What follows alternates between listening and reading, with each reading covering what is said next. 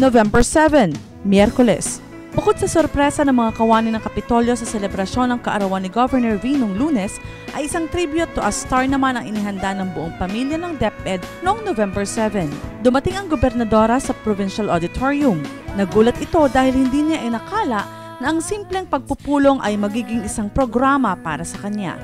Pinangunahan ni DepEd Provincial Schools Division Superintendent Dr. Donato Bueno ang pagbati kay Governor V at ang pagsisimula ng kanilang inihandang produksyon at cultural presentation. Lakip ang dalangin, ika'y patnubayan. Poong may kapal, patuloy kang basbasan. Governor Vilma Santos Recto.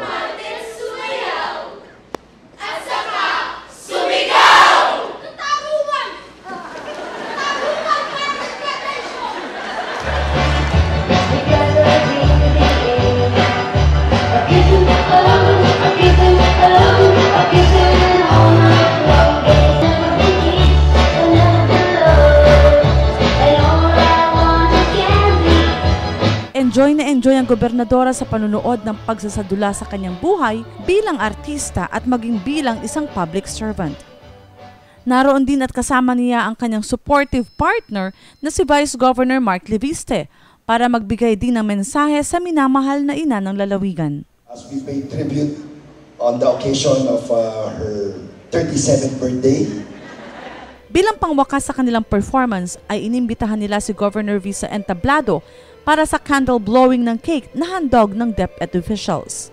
Sabay-sabay nilang kinantahan ng gobernadora ng birthday song at sinamantala rin nila ang pagkakataong iyon na maiabot ang kanilang regalong portrait photo ni Governor Vilma Santos Recto. Sobra ang saya, sinuklian ni Governor Vilma Santos Recto ng isang overwhelming message para mapasalamatan ang kanyang DepEd family. Thank you, DepEd! Thank you! Thank you, children! Thank you! God bless! Maraming salamat. Binabati ka namin ng happy birthday at pinupuri ka namin ng mabuhay! Mabuhay! Thank you! Sa lahat po ng mga guro, alam po ninyo ang paggalang ko sa inyo, kayo po tumatay yung pangalawang magulang, magtulungan po tayo para makagawa pa ng mas malusog, mas matalino na kinabukasan sa ating pong mga kabataan. Maraming salamat po. Mabuhay po ang DepEd! I love you all, Dr. Bueno. Again, from the bottom of my heart, thank you. Salamat po. At noon din ay di nakaligtaang sulitin ng mga guro at estudyante ang chance na makadaupang palad si Governor V para sa kani-kanilang souvenir photos. Biyernes, November 9. Hindi naman pinalampas ni Governor V ang pagkakataong mabisita ang bayan ng Lubo mula nang ito'y masalanta ng bagyong Ophel. Nagtipon-tipon ang mga residente ng Lubo sa kanilang municipal covered court, pumila para magrehistro at makakuha ng coupon para sa gagawing relief goods distribution. At habang naghihintay ng pagdating ng gobernadora, inaliw muna namin sila sa pamamagitan ng isang Gangnam Dance Fun Games. Naging masaya at masigla ang kapaligiran. At sa pagdating naman ng mahal na gobernadora ay masaya siyang sinalubong ni na Mayor Efren Diona, Vice Governor Mark Leviste, Board Members Devs Balba, Board Member Flor De Loyola at Board Member Boyet De Leon. Ang unang bahagi ng programa noon ay inilaan para sa mga testimonials ng mga biktima ng bagyong Ophel, kasama ang isang magsasaka na si Casebio Verdadero. Ako bilang isa nakasabi sa pagsasaka na amin hong pinapatnubay o ginagabayan ay ang agrikulturang pamumuhay. Sana ho ay ang ating kagalang-galang na gobernador Vilma Santos ay huwag sana ho kaming malimutan kahit ho siya ay pangalawa na pagparito sa ating kabayan ng Lubo. At ako ay nagpapasalamat sa inyong lahat. Marami pong salamat. At isang may bahay rin na nagsalita kung saan ang kanyang tahanan ay winasak ng bagyong Ophel. Isa po sa mga nasalanta ko ng nagdaang kalamidad. Bali, hindi ko po inaasahan na mangyayari sa buhay namin ito. Bali, nung araw po na yun, nailigtas po namin lahat ng aking mga anak, pero ang aming pong pangkabuhayan at ang aming pong tinitirhan ay bali nawala po. Sinundan naman ito ng mga mensaheng nais ipaabot ng mga miyembro ng Sangguniang Panlalawigan para sa mga mamamayan ng Lubo. Ganon din ang mensaheng suporta ni Vice Governor Mark Leviste. Kami po ay kaysa ninyo, hindi po kayo magkasalita dito, pakinggan po natin ang gobernador sapagkat siya po ang may mga mensahe na kailangan po natin pakinggan ngayon. Ito ang ating magiging kabuhayan. Maraming salamat po. Mahal po namin kayong lahat. Thank you very much. Po, mabuhay ang mamamayan ng Lubo, mabuhay si Governor Vilma Santos Recto at Mayor Jonah, at hindi sa lahat, mabuhay ang ating Panginoong Diyos. Maraming salamat po. Pinaramdam ni Governor Vilma Santos Recto sa lahat ng mga mamamayan ng Lubo na naroon na hindi niya pababayaan ang kanyang nasasakupan, lalo't higit sa panahon ng pangangailangan.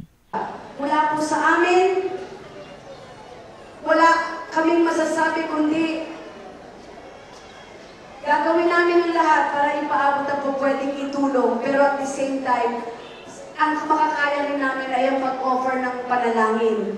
At sana umasa na hindi na po mangyari yung flash flood na nangyari dito na biglang buhos ng tubig.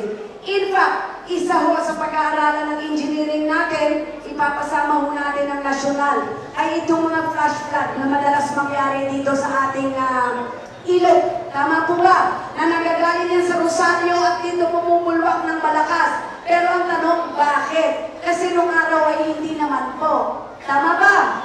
Tama po ba ako? So, lahat po yan ay dapat mapag-aralan. Nang sa ganun, hindi ako naniniwala na ang buhay ng tao ay katapat ng isang kalamidad kasi kayang iwasan. Tama po ba? Muli, hindi kami mangangakong kaya namin lahat. Pero tandaan nyo, gagawin namin ang lahat para ipakita na hindi namin pababayaan ang Batanggenyo sa lalawigan ng Batangas. Sa abot po ng aming makakaya. Patuloy tayong magdasal, humingi ng tulong sa Panginoon at laging gabayan ang ating pamilya, ang ating lalawigan, ang ating pong bansa sa lahat ng kalamidad pang darating. Kaya mga Tigalubo, ako'y Secretary Tigalubo, tandaan nyo, pagsama-sama, kaya natin ito. Maraming salamat po! Magandang salamat po sa inyo lahat.